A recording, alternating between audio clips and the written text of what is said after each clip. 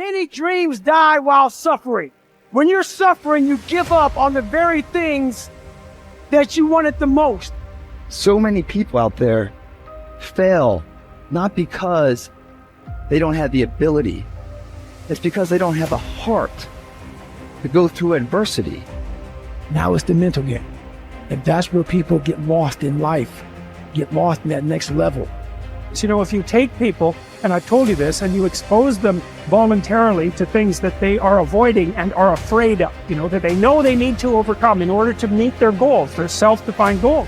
If you can teach people to stand up in the face of the things they're afraid of, they get stronger. And you don't know what the upper limits to that are, because you might ask yourself, if for 10 years, if you didn't avoid doing what you knew you needed to do, by your own definitions, right, within the value structure that you created, to the degree that you've done that, what would you be like? Well, there are remarkable people who come into the world from time to time, and there are people who do find out over decades-long periods what they could be like if they were who they were, if they spoke their being forward, and they get stronger and stronger and stronger, and we don't know the limits to that. We do not know the limits to that. And so you could say, well, in part, perhaps the reason that you're suffering unbearably can be left at your feet, because you're not everything you could be, and you know it.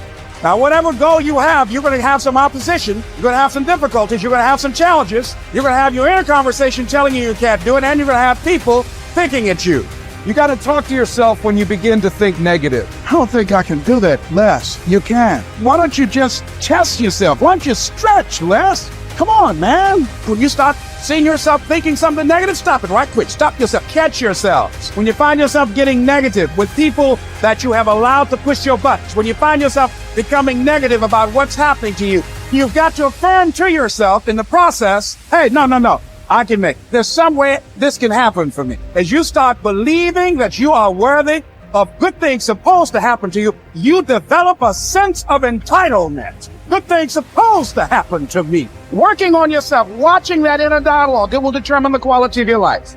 You chase something that you believe you deserve until you get it. And it doesn't matter what happens to you. It doesn't matter how many times you get fired. It doesn't matter how many people don't believe in you. Just go until you get it. Because if you're willing to go through all the battle you got to go through to get to where you want to get, who's got the right to stop you? Nobody. It's your right to listen to your gut. It ain't nobody's right to say no. And to earn the right to be where you want to be and do what you want to do. What is easy, your life will be hard. But if you do what is hard, keep coming back again and again and again. Get up, trust every day, knowing some way, somehow, with a spirit of expectation, I can do this. If you do that over and over and over again, your life will be easy. There is a biological imperative hardwired into the brain that you must do hard things in order to feel good about yourself. And when I think about it from an evolutionary standpoint, and this is why I think rich kids implode, they just never had to do hard things. Perspective, I think it was just so hard to stay alive. Like for millions of years, it really was red in tooth and claw. Like to stay alive, you were kill or be killed. You were hunting, gathering, fighting other tribes. I mean, just crazy.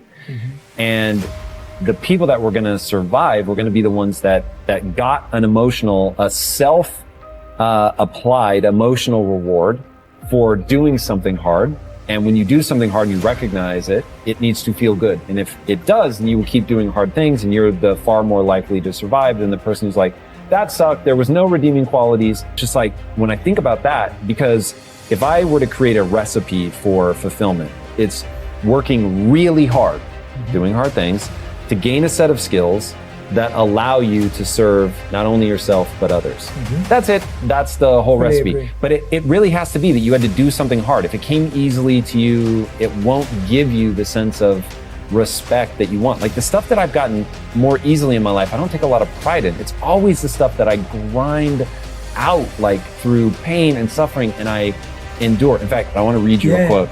This is one of my all-time favorite quotes. So here it is. To those human beings who are of any concern to me, I wish suffering, desolation, sickness, ill treatment, indignities. I wish that they should not remain unfamiliar with profound self-contempt, the torture of self-mistrust, the wretchedness of the vanquished. I have no pity for them, because I wish them the only thing that can prove today whether one is worth anything or not. That one endures. into fortune. One, gold, while that of another is short and rusty. Does it make?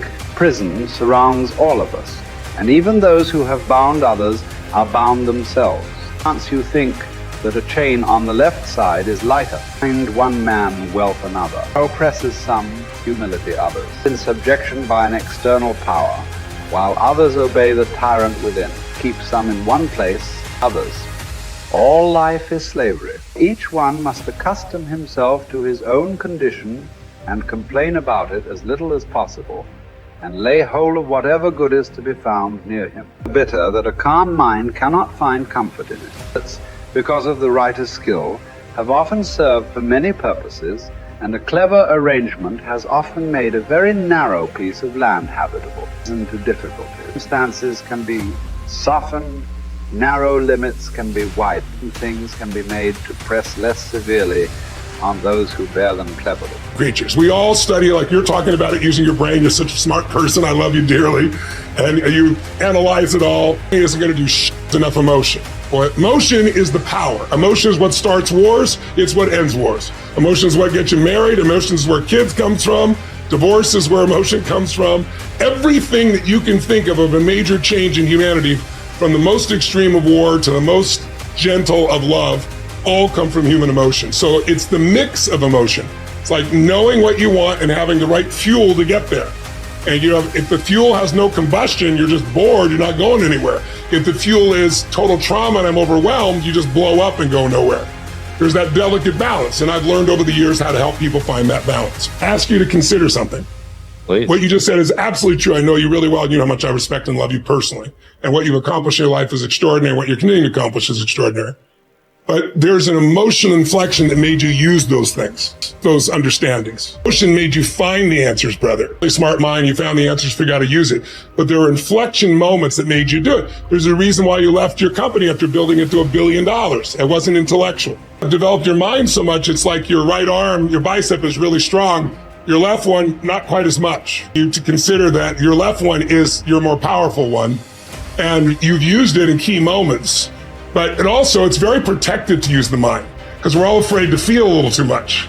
So the more I can understand it, I put it out here, I can analyze it, I don't have to be in it. But the truth is, where the real impact is when there's enough emotion that gets you to apply the things that you understand intellectually. Find the answer. You didn't even have the answers. You found the answers intellectually because the emotion drove you. So it's really studying what creates that emotion in anybody's life. That's where everything begins and ends, is with emotion. And yet our society is all about up here, and it's all about the heart center. We think it's the brain. But when you first are born, it starts beating, that's how we know you're alive, and there is no brain yet. And this literally is the initial sense of intelligence. That's why, for thousands of years, even poets have talked about the power of the heart. Well, the heart has tremendous power, and there's a biochemical connection between the brain and the heart that I know you know about. And learning how to use that is where you create more lasting change. When I was understanding it all, I was good. Move people, I got great at what I was doing.